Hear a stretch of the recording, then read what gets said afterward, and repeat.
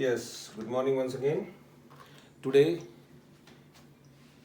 we will have some examples, programming examples of microprocessor 8085 or how to develop programs for microprocessor 8085. To start with, let's write a program. Start with write a program. Write a program to add two numbers stored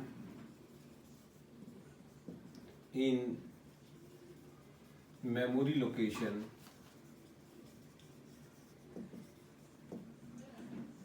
2050H and 2051H. Save the sum in memory location 2052H. Neglect the carry if any. Neglect the carry if any. So यहाँ पर अब हमारे पास what your job that this is the memory location. In this memory location somewhere here at 2050 memory location में दो data है. Suppose the data is 45H, F3H. These two 8-bit data, they are present there. We are assuming if you are doing this in the lab, in that case you have to make sure that you load these two data in the memory of microprocessor 8085 in the kit. So now you have to write the program to add these two numbers and save the sum here. Write these two the program and save the sum at this particular memory location. Right? Now to start with, the two data, they are present in the memory, but addition will take place in the microprocessor. And as we had already discussed, कोई भी arithmetic या logical operation हो जिसमें कि दो operand होंगे, उन दो ऑपरेंड में से एक ऑपरेंड हर हालत में अक्यूमुलेटर में होगा किसी भी अर्थमेटिकल लॉजिकल ऑपरेशन में. सो सबसे पहला काम कि भाई इस डाटा को माइक्रोप्रोसेसर में लेके आना और फिर एग्जीक्यूट करना. सो एक तरीका तो क्या, सबसे पहले माइक्रोप्रोसेसर मेमोरी से डाटा को माइक्रोप्रोसेसर के रजिस्टर में लेके आने के लिए हमारे पास कौन कौन सी इंस्ट्रक्शन है. हमारे पास कौन कौन सी इंस्ट्रक्शन है. एक इंस्ट्रक्शन है हमारे पास मूव रजिस्टर कोमा मेमोरी. ठीक है, इस इंस्ट्रक्शन का मतलब move the content of memory M to this register. और कौन सा M, whose address is in HL. तो अगर हमें ये इंस्ट्रक्शन यूज करनी है तो इस इंस्ट्रक्शन को यूज करने से पहले HL के अंदर हमने इस मेमोरी लोकेशन का एड्रेस डाल देना पड़ेगा. दैट मीन्स ये वाला एड्रेस. एक तो तरीका है ये. दूसरा है कैसे ला सकते हैं. एक इंस्ट्रक्शन होती है LDA memory location that means 16 bit का एड्रेस. इसका मतलब है load accumulator from the memory location whose address is this one. ठीक है, ऐसे ही वापस डालने के लिए ये यहां हो जाएगा और यहां पर STA हो जाएगी. So now to write this program, अब हमें देखना पड़ेगा कि whether we use LDA instruction or we will use this instruction. To start with, I am using both the options here. Suppose मैं LDA और STA इंस्ट्रक्शन यूज करता हूं. मैंने सबसे पहले कहा load accumulator from the memory location LDA 2050H. ये कहने से एक डाटा हमारा अक्यूमुलेटर में आ गया 2050 का. अब दूसरा डाटा भी लाना है, F3 भी लेके आना हमें. वो भी अक्यूमुलेटर में ही आएगा। अक्यूमुलेटर में आएगा तो इसका मतलब ये जो डाटा अक्यूमुलेटर में आया है 2050 लोकेशन का डाटा, जितना कितना कि 45, ये डाटा किसी उसमें डाला जाए। सो मैं इसको कहूंगा move B comma A, that means A का डाटा बी में मैंने डाल दिया, ए का डाटा बी में मैंने डाल दिया। Then I can say LDA 2051H load accumulator from the memory location 205 है। दैट मीन्स ये जो F3 था 2051 का जो डाटा F3 था ये अब accumulator में आ गया। Now you can say add B, accumulator में आ गया था डाटा, अब पहला डाटा B में था, दैट मीन्स ये डाटा B में था। सो नाउ ऐड B कर दिया हमने, accumulator में B को जोड़ो। So sum is in accumulator and then we can say STA 2052, ये 2052 मेमोरी लोकेशन होगा। इस इंस्ट्रक्शन का मतलब स्टोर अक्यूमुलेटर। कौन सा अक्यूमुलेटर? जो यहां ऐड होने के बाद अक्यूमुलेटर क्या हो गया, ये हो गया था। सो ये अब अक्यूमुलेटर में चला गया। ठीक है। Now how many bytes are required to write this program? ये कितने बाइट की इंस्ट्रक्शन है? It is 3 byte instruction. It is 1 byte instruction. It is again 3 byte instruction. It is 1 byte instruction. And it is 3 byte instruction. Total कितनी bite हुई? 3, 4, 3, 7, 8, 3, 11 bite. That means 11 byte. That means 11 memory locations are required to store this program. ठीक है? अब अगर दूसरा option ले कि भाई if we have to write the program using this instruction, क्या चीज होगी? हम कहेंगे मूव ए कॉमा एम। इसका मतलब है move the content of the memory location M whose address is in HL to accumulator. That means ये जो एम का एड्रेस जो कि कितना है, ये वाला है 2050, ये एड्रेस कहाँ पर होना चाहिए? ये एड्रेस HL में होना चाहिए। So prior to this instruction we must have to write, prior to this instruction we must have to write the instruction by which this 2050 is to be loaded into the HL pair, and what that is to be done by LXI. what is that? Load register pair. कौन सा register pair? H का मतलब HL, load register pair HL by the immediate number. Which immediate number? जो यहां लिखा जाएगा। यहां कितना लिख दिया मैंने? 2050H। तो अब अगर मान लीजिए मैं देता हूं कि भी M के कंटेंट को यहां ट्रांसफर करो। कौन से M के?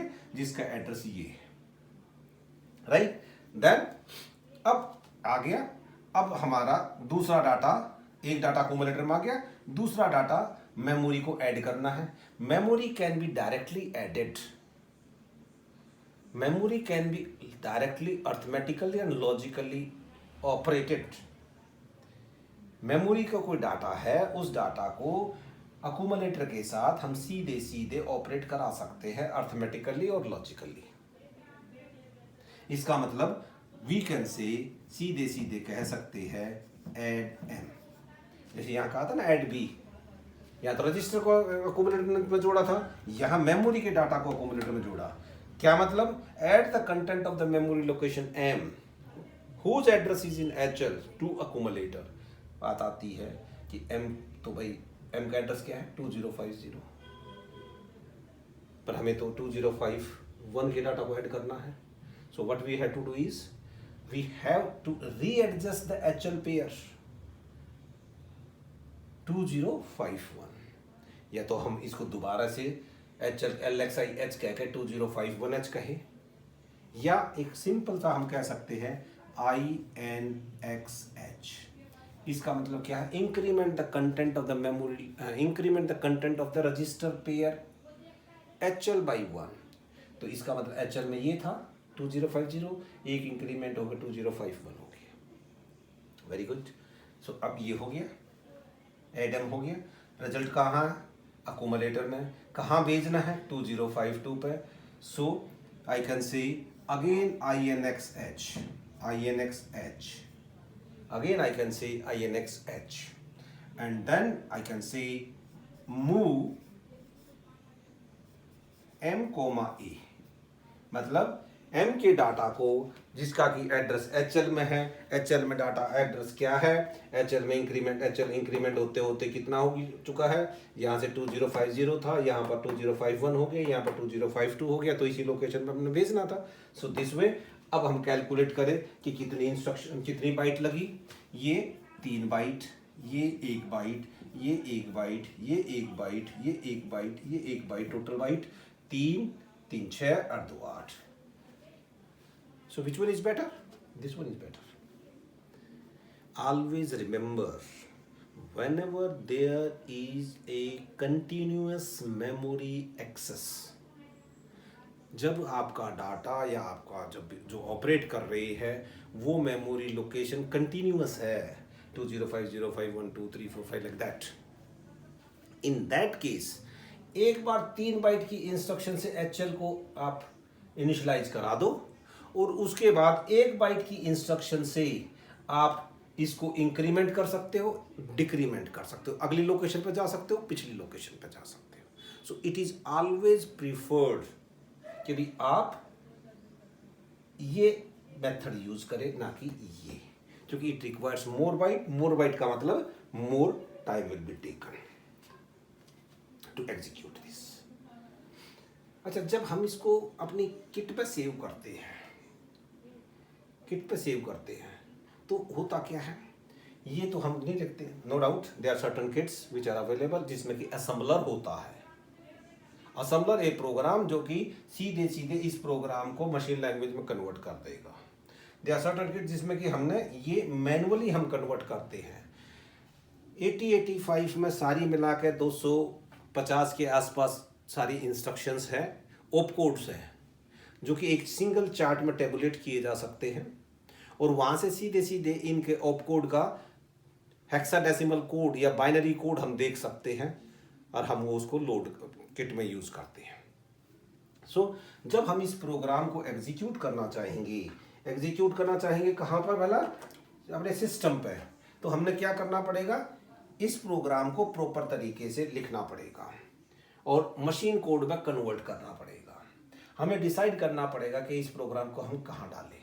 सपोज मैं कहता हूँ I am writing this programme into the memory location 2000, into the memory location 2000 onwards,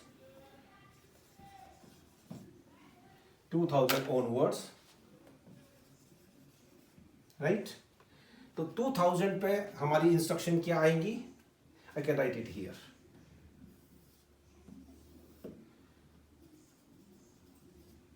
2000 पे ये कितने बाइट की इंस्ट्रक्शन, 3 बाइट की. तो 2000 इट विल रिक्वायर LXIH. 2001 पहली बाइट ऑपकोड, दूसरी byte lower order operand that is 50, तीसरी byte 20 higher order operand. Then 2003 it is move A, M. 2004 it is INXH. 2005 that is INXH के बाद add M. 2006 it is again INXH, and 2007 it is move M, A. Right. यहां पर जो bite अपने आप में bite है वो तो बाइट है. अब इनकी जगह पर बाकी LXIH का कोड, मूव का कोड, INXH का, एडम का, इनका कोड हमें उस चार्ट से ढूंढ करके डालना पड़ेगा. मैं सपोज यहां पर मान रहा हूं कि भी LXIH का कोड जो है 83H है. सो 2000 पे क्या लोड करेंगे, 83H. यहाँ पर 50 लोड करेंगे, यहाँ पर 20 लोड करेंगे, यहाँ पर मान लीजिए इसका 7E कोड है. I don't know, but assume करता हूँ कि मेरे चार्ट नहीं है मेरे पास, बट अज्यूम कर रहा हूँ कि ये है. तो INXH का कोड मान लीजिए आपका 4F है, इसका कोड 87 है, इसका कोड फिर वो 4F हुआ, इसका कोड मान लीजिए E8 है। सो ये डाटा, ये बाइट हम उसमें डालेंगे। अब यहाँ पर एक क्वेश्चन आता है कि भाई माइक्रो प्रोसेसर को कैसे पता चलेगा कि मेरा प्रोग्राम कहाँ पर ख़त्म हो गया। क्योंकि अगर ये मेमोरी है, इस मेमोरी में तो भाई ये इस तरीके से 83 डाल दिया, 50 लिखा गया, 20 लिखा गया, 7E लिखा गया, 4F लिखा गया, ठीक है, 87 लिखा गया, देन 4F लिखा गया, देन E8 लिखा गया, then something is there, then something is there, then something is there, then something is there, like this. So इसको क्या पता चलेगा कि मेरा प्रोग्राम यहाँ ख़त्म हो गया। हो सकता है ये 87 हो, ये 45 हो, ये 50 हो, ये 80 हो, like this. तो भाई ये भी तो किसी न किसी के कोड होंगे। 8 बिट से तो सारे कम्बिनेशन 256 बनते हैं। 256 में से मैं कह रहा हूँ 250 के आसपास कोड है। इसका मतलब उन 250 में से 256 में से 250 तो ऑप कोड होंगे ही होंगे। तो हमें क्या पता ये ऑप कोड होंगे या नहीं होंगे। वेयर और program terminates, how microprocessor will came to know. हमें कुछ ना कुछ एश्योर करना चाहिए। And for that we have to use an instruction, that instruction is RST5। यहां पर भी हमें लिखना पड़ेगा RST5। This RST5 is a software breakpoint debug interrupt। Software interrupt है RST5। हमने पढ़ा था RST 0 1 2 3 4 5 6 7, उनमें से जो RST5 है वो सॉफ्टवेयर इंटरप्ट है। और ये सॉफ्टवेयर इंटरप्ट क्या है, इसको बोलते हैं break point debug interrupt. Break point debug interrupt. Debug क्या होता है? डीबग होता है सॉफ्टवेयर में अपना एरर छाटना। ब्रेक पॉइंट क्या होता है कि हम प्रोग्रामिंग में अपना ब्रेक पॉइंट इंसर्ट कर देते हैं कि इसका मतलब है कि execute this program up to this point and show me the result so that I can verify the result. तो एक तरीके से ये RST जो है ब्रेक पॉइंट की तरह काम करेगा कि यहाँ तक प्रोग्राम को एग्जीक्यूट करो। और इसका कोड होता है EF। तो ये EF जब कभी भी माइक्रो प्रोसेसर इस EF as an opcode यहाँ पर आएगा, EF as an opcode यहाँ पर आएगा, तो ये समझ जाएगा the program is terminated here. The program is terminated here. So this way we will use write the program. ठीक है। अब इस प्रोग्राम में थोड़ा सा और आगे बढ़ते हैं। इस प्रोग्राम को थोड़ा सा और आगे बढ़ाते हैं कि अगर मान लीजिए मैं कहता हूं, यहां तो हमने कह दिया नेग्लेक्ट द कैरी। अब मैं कहता हूं कैरी को नेग्लेक्ट नहीं करना। The sum is of 16 bit. 8 bit के 2 नंबर को जोड़ा, सम क्या हुआ? 8 बिट से ज्यादा आया। 8 बिट से ज्यादा आएगा मतलब 16 बिट का आया, क्योंकि बिट के हिसाब से नहीं चलता, हमेशा it goes byte. So 8 bit की बजाय 16 बिट का रिजल्ट आया। तो अगर कैरी आती है तो उस कैरी को भी आपने रजिस्टर करना पड़ेगा। अब आप कहेंगे जी कैरी आएगी यहाँ पर तो कैरी फ्लैग सेट हो जाएगा। हाँ बिल्कुल ठीक है, कैरी फ्लैग सेट हो जाएगा, बट हमें तो flag register is not accessible to us. Flag is not accessible to us. और इंडिविजुअल बिट फ्लैग की no doubt carry bit as an individual bit हमें एक्सेसिबल है, बट कैरी बिट के साथ हम क्या कर सकते हैं? हम कैरी बिट को CMC कर सकते हैं, दैट मीन्स कॉम्प्लीमेंट कैरी, और सेट करते हैं STC सेट कैरी। पर यहां पर ये जो सम आया, सम अकूमुलेटर में चला गया और कैरी हमारी सेट या रीसेट हो गई। अब ये अकूमुलेटर का डाटा तो ठीक है हमारे पास अवेलेबल है, इस कैरी को तो हम नहीं देख सकते, ना ही इसको यहां से मैं कहे कि भाई इस अकूमुलेटर को तो मेमोरी में ट्रांसफर कर दो और इससे इसको अगली मेमोरी में ट्रांसफर कर दो। Is it possible? Not possible. Carry is not available today. In fact, flag bits are not available to us. When they are not available to us, what to do? आप कहोगे जी result सम यहाँ देख लो, carry को जाकर वहाँ देख आओ. No, we require the sum at a place. That means मान लीजिए सम हमारा आता 50 और कैरी आता 1. सो मेमोरी में कहता हूँ सम को हमारा कैरी में छो, तो sum must be something like this, so that I can read it 0150, क्योंकि ये MSB बिट होगी, हायर एड्रेस पर higher bit. So this will be the result, it will be available with us. तो अब बात आती है कि कैरी को कैसे किया जाए. जब कैरी एक्सेसिबल नहीं है, अब यहां पर हम करेंगे जुगाड़. That is nothing but the programming is. हमारे पास जो इंस्ट्रक्शन है, उन इंस्ट्रक्शन को हम मैनिपुलेट करेंगे अपने हिसाब से. कैसे करेंगे? हम क्या करते हैं, एक रजिस्टर ले लेते हैं, बी रजिस्टर. इस रजिस्टर को खाली कर लेते हैं, 00 कर लेते हैं, ठीक. और फिर एक इंस्ट्रक्शन लिखते हैं INRB. क्या होगा? Increment B register by 1. तो इसके क्या होगा, बी रजिस्टर जो है उसमें 1 हो जाएगा. अब ये जो इंस्ट्रक्शन है INRB, ये INRB इंस्ट्रक्शन को हम कंडीशनली एग्जीक्यूट कराएंगे.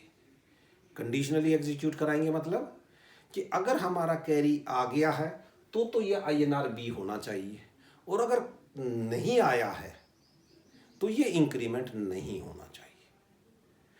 So this instruction, microprocessor should execute this instruction if carry generates, and microprocessor should not execute this instruction if carry is not there. So this arrangement we will do, right? हम क्या करेंगे, यहीं पर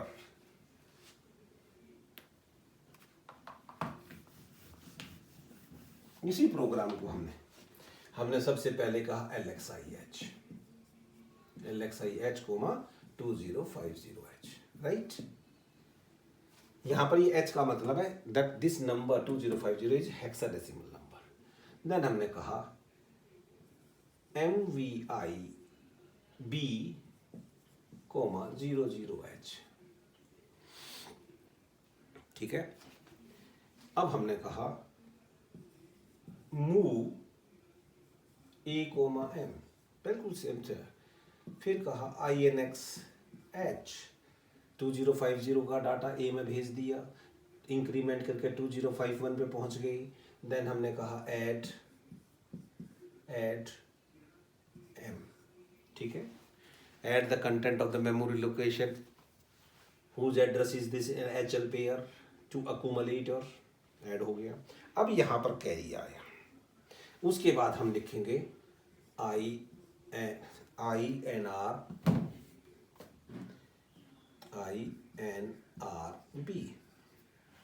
अब ये increment हो जाए B, पर अगर ये सीधे सीधे यहीं रहा INRB तो इंक्रीमेंट हो ही जाना है.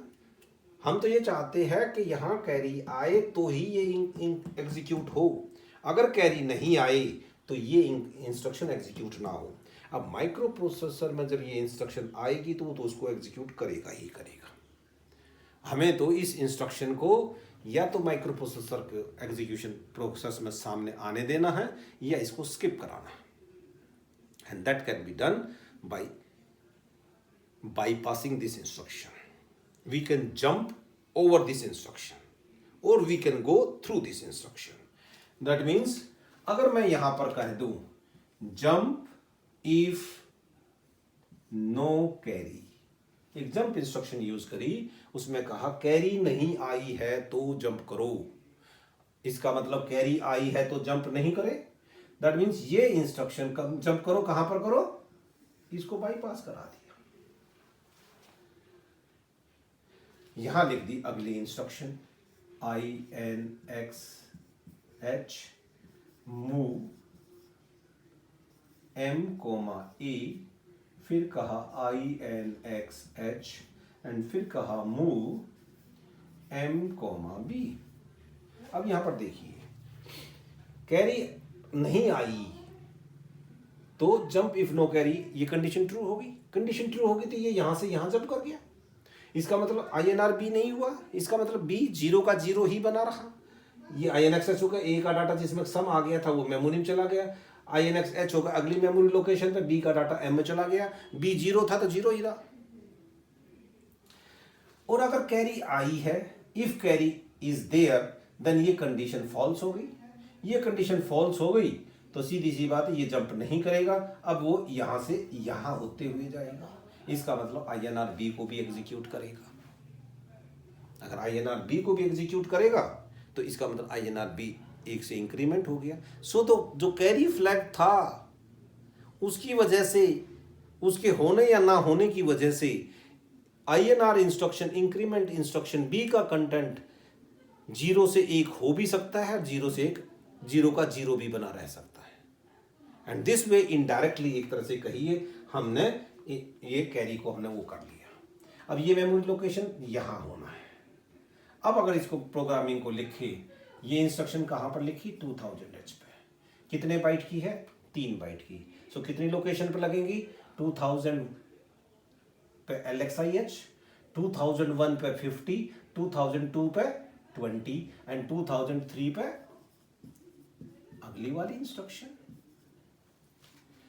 फिर 2004H पे ये वाली इंस्ट्रक्शन का ऑपकोड, 2005 पे H पे ये वाली इंस्ट्रक्शन का, 2006H पे ये वाली इंस्ट्रक्शन, 2007H पे ये वाली इंस्ट्रक्शन।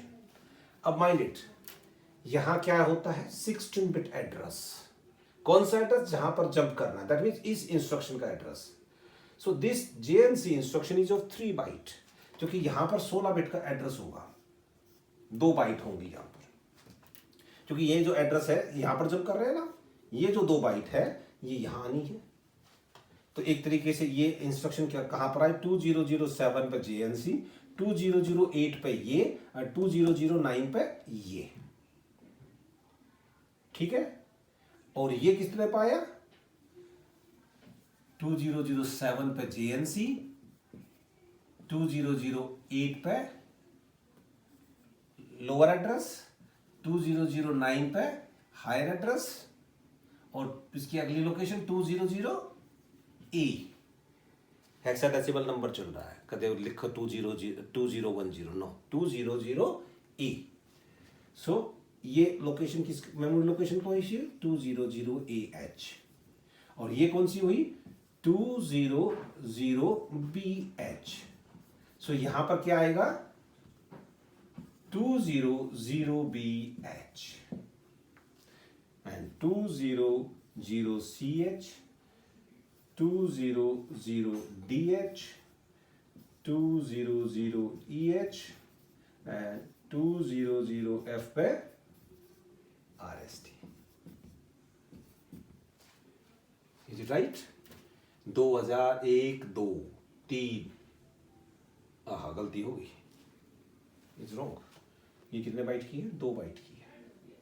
सो 3 और 4 पे ये आएगी, 5 पे ये हुआ, 6 पे ये हुआ, 7 पे ये हुआ, 8 पे ये हुआ, 8, 9 और A पे ये हुआ, 8, 9 A पे ये हुआ, और ये हुआ B पे, और ये हुआ C पे, और यहां पर आया C, ये हुआ D, ये हुआ E, ये हुआ F, और ये हुआ 10। Is it right? सो यहां पर हमने यूज किया conditional jump instructions, use the conditional jump instruction, ठीक है। अच्छा, अगर इसी प्रोग्राम को हम ये कहें कि ऐड 2 नंबर्स, मैं यहां पर कहूं 2 BCD नंबर्स, 2 BCD नंबर्स, तो अब हमारे जो 2 नंबर है वे BCD में है, तो हमारा सम भी BCD में होगा। तो क्या चेंज करना पड़ेगा, हमने पढ़ा था एक इंस्ट्रक्शन DAA, और ये पढ़ा था this DAA will always comes after addition instruction, और ये DAA जो है, जो ऐड इंस्ट्रक्शन है, उस ऐड इंस्ट्रक्शन के बाद जो सम आता है हमारा वो बाइनरी आता है। We had already discuss microprocessor चाहे BCD नंबर हो चाहे हेक्साडेसिमल नंबर हो, चाहे बाइनरी नंबर हो चाहे हेक्साडेसिमल नंबर हो चाहे BCD नंबर हो, किसी भी वो हमेशा बाइनरी में एडिशन करता है। ठीक है, जैसे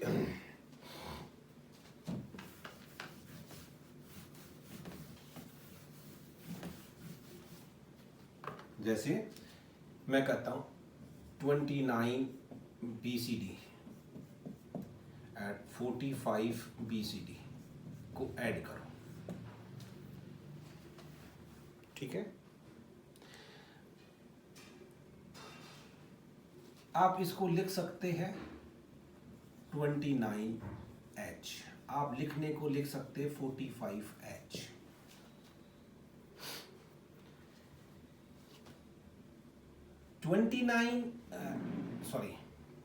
अब एक बात को समझना, 29H और 45H और 45 BCD both are different, they have different value। BCD का मतलब है, इस 29 BCD का मतलब है 0 0 1 0, ये नो डाउट बाइनरी इसका मतलब है सेम, दिखने में हमें वही लगेगा।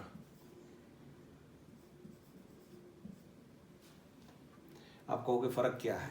फर्क ये है, ये जो बाइनरी में लिखा गया है इसकी डेसिमल वैल्यू है 1 जमा में 2 जमा 4 जमा 8 जमा 16 जमा 32। That means this 29 in fact actually equal to 41 BCD,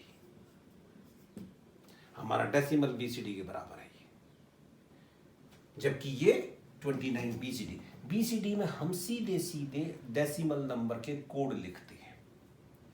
ठीक है, तो कहने का मतलब ये है कि अगर हम 2 BCD नंबर जोड़ रहे हैं तो ये 2 BCD नंबर का सम हमारा BCD में आना चाहिए।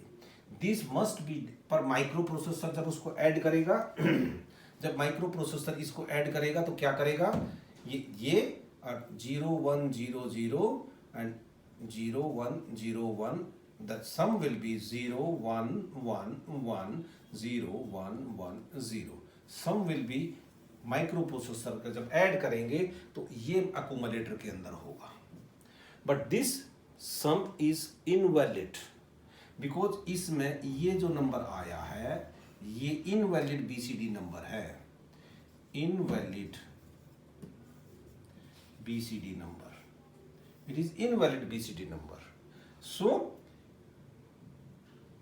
ये इनवैलिड है, इसका मतलब हमारा सम तो बाइनरी है बट एक्चुअली हमारा सम चाहिए था हमने BCD में, जो कि BCD के पॉइंट ऑफ व्यू से ये इनवैलिड है। So this sum must be converted into a valid BCD number and that thing is done by this DAA।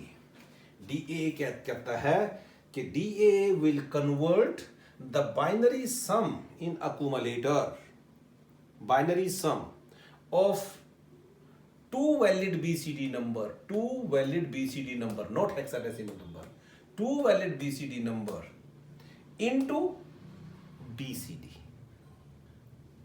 This DAA will always follow the accumulator, add instruction.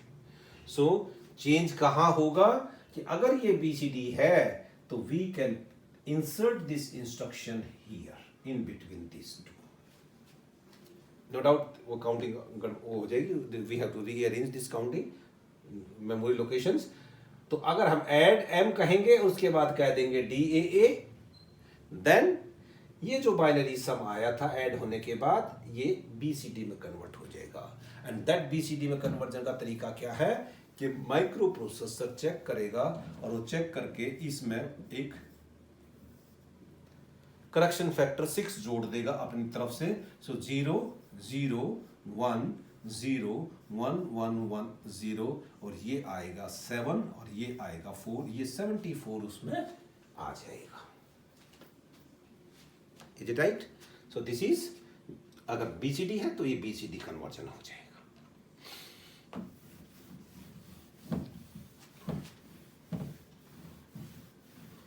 चलो इसी programme को थोड़ा और extend करते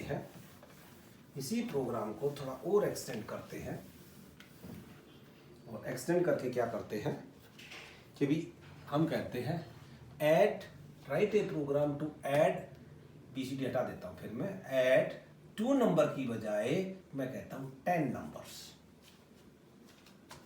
stored in memory location 2050 on words लिख देता हूं।